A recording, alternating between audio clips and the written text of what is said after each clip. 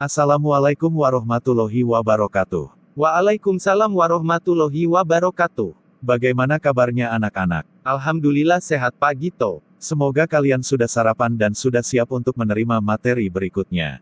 Hari ini kita akan membahas tentang unsur kebahasaan dalam laporan hasil observasi. Yang dimaksud dengan kebahasaan yaitu kalimat, kata atau istilah apa saja yang biasanya digunakan dalam penulisan LHO. Yang pertama kalimat definisi. Kalimat definisi adalah kalimat yang bersifat memberikan keterangan atau penjelasan atas suatu objek secara umum.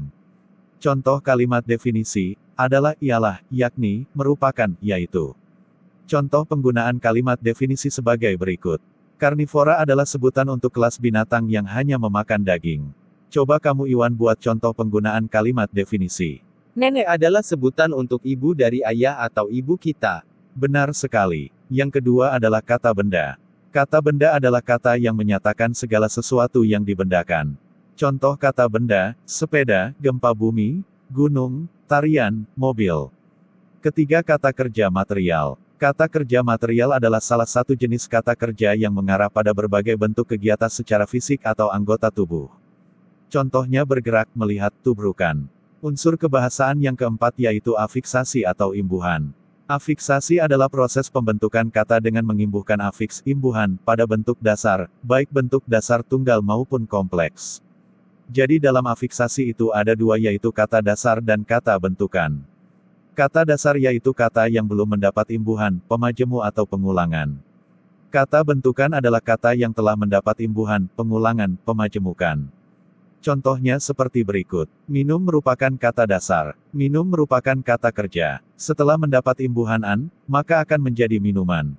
Catatan, jika kata dasar mendapat imbuhan me-en, bi-er, di-ter, ke-an, maka akan jadi kata kerja. Jika kata dasar mendapat imbuhan pen, per, an, ke-an, menjadi kata nomina. Kelima kalimat tunggal dan kalimat majemuk. Kalimat tunggal adalah kalimat yang hanya terdiri atas satu struktur predikat. Kalimat tunggal bisa terbentuk dari subjek predikat objek. Contohnya Askia makan nasi. Askia sebagai subjek, makan sebagai predikat dan nasi sebagai objek. Kalimat tunggal juga bisa terbentuk dari subjek predikat keterangan. Contohnya, Askia berangkat jam 7 pagi. Askia subjek, berangkat predikat, jam 7 pagi keterangan waktu. Kalimat tunggal juga bisa terbentuk dari subjek predikat. Contohnya Askia makan. Askia sebagai subjek makan sebagai predikat. Kalimat tunggal bisa juga hanya terdiri dari predikat saja. Contohnya minggir. Sedangkan kalimat majemuk adalah kalimat yang memiliki dua pola kalimat atau lebih dan memiliki penghubung yang dapat memperjelas kalimat tersebut. Jadi kalimat majemuk adalah kalimat yang memiliki lebih dari satu subjek maupun predikat.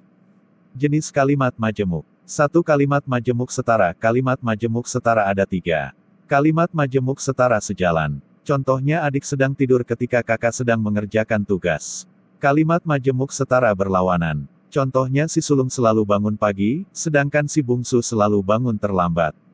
Kalimat majemuk setara sebab akibat. Contohnya Dilan menyeduh kopi kesukaannya setelah memasak air. Kedua kalimat majemuk rapatan adalah kalimat majemuk yang terdiri dari beberapa kalimat tunggal yang digabungkan menjadi satu tanpa menyebutkan kata-kata yang sama. Contohnya Cecep membeli komik. Cecep membeli alat tulis. Cecep membeli kamus. Ketiga kalimat majemuk bertingkat dibagi menjadi beberapa yaitu kalimat majemuk hubungan syarat. Contohnya saya akan dengan senang hati membantumu jika kamu bersungguh-sungguh. Kalimat majemuk hubungan tujuan. Contohnya Benny melancarkan rayuannya agar hati Milea luluh. Kalimat majemuk hubungan sebab akibat. Contohnya Ucup belum punya pacar karena tidak percaya diri. Kalimat majemuk konsensif. Contohnya meskipun belum lulus sekolah, Dimas sudah harus mencari uang. Kalimat majemuk hubungan perbandingan, contohnya Ijah lebih suka menonton film action daripada film romantis. Keempat kalimat majemuk campuran, yaitu kalimat majemuk yang terdiri dari gabungan kalimat majemuk setara atau kalimat majemuk rapatan dengan kalimat majemuk bertingkat. Contohnya Bapak sedang tidur ketika saya pulang. Bapak masih tidur padahal sudah pukul 3 sore.